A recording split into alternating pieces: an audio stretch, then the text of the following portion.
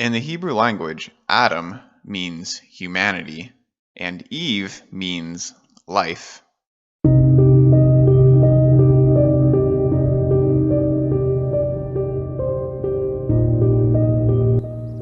Hello world. So did God really create the earth? Well, yes, he did. And in fact, there's actually a lot of scientific evidence to support this truth. However, I'm not going to get into all of that scientific evidence in this video. Rather, I just want to give you a brief overview of how the opening story in the Bible is played out.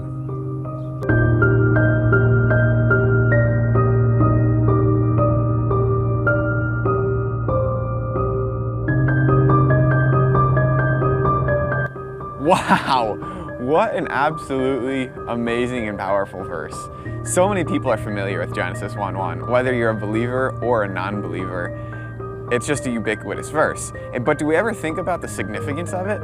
God created, not mankind created or evolution created or even the spaghetti monster created, but rather God created the earth. We weren't some scientific accident that happened perchance because some atoms arranged themselves just right. We also didn't evolve from dogs or monkeys or apes or giraffes or mutated atoms, but rather God created us.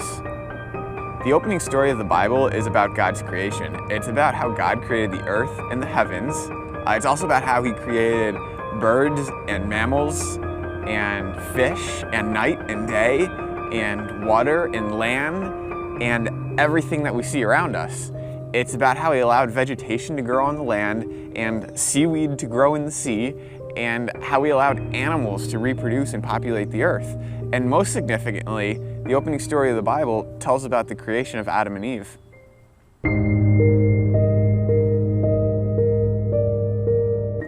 However, everything was not perfect. Adam and Eve were given one command by God, and that was not to eat from a certain tree. However, as many of us know, they did in fact eat from this tree. Many people depict this scene as Adam and Eve eating an apple. However, we're not actually sure what the forbidden fruit was, but many scholars believe the forbidden fruit was actually a pomegranate. As a result of the disobedience of Adam and Eve, sin was introduced into the world.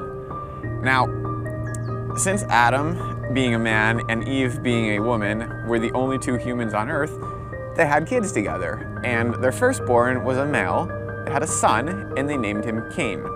Sometime later, they had a second son, and they named this son Abel. Now, Genesis goes on to tell the story about how Cain killed Abel. Cain actually killed his brother Abel out of jealousy.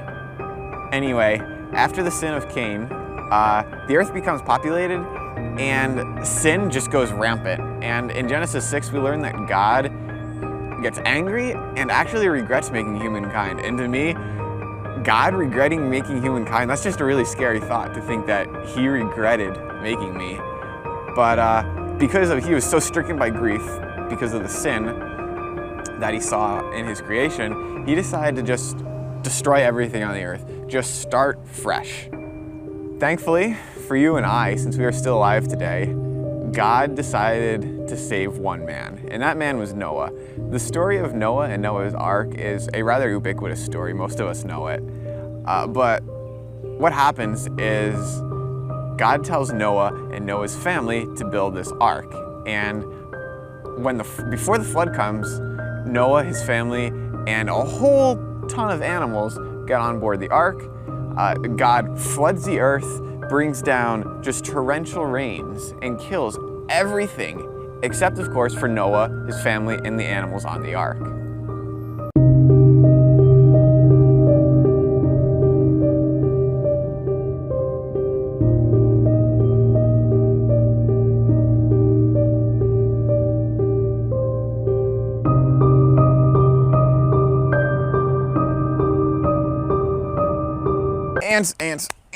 Ants, dang, ow. Oh man, so many ants on me.